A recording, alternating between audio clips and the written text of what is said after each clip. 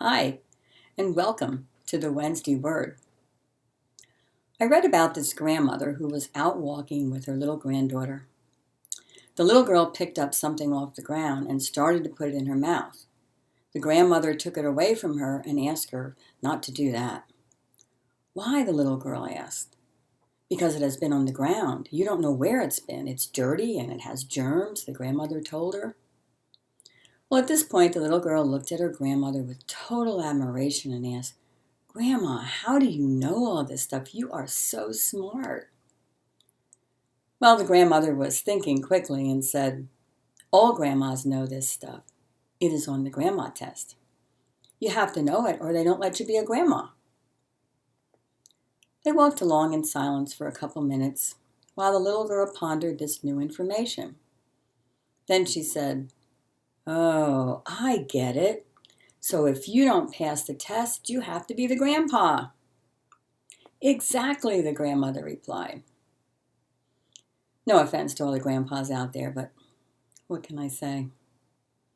But I did a little research on grandparents.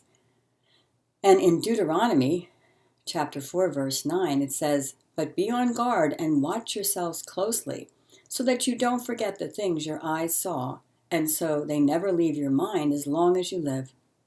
Teach them to your children and your grandchildren.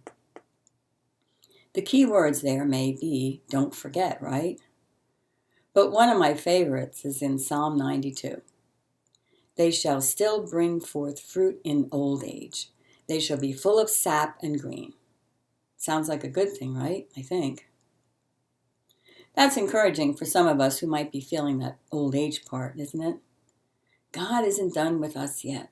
There is still fruit for us to bear. We are still full of sap. I'm thinking that was a compliment.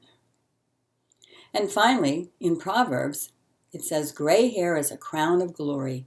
It is gained by living a godly life. So show off that gray hair. Wear it like a crown because you have earned it. And for those of us that you can't see gray hair, only our hairdresser knows for sure. So, all of you gray-haired or not gray-haired, sappy, sometimes forgetful grandmas and grandpas, enjoy those grandchildren and tell them the stories about Jesus.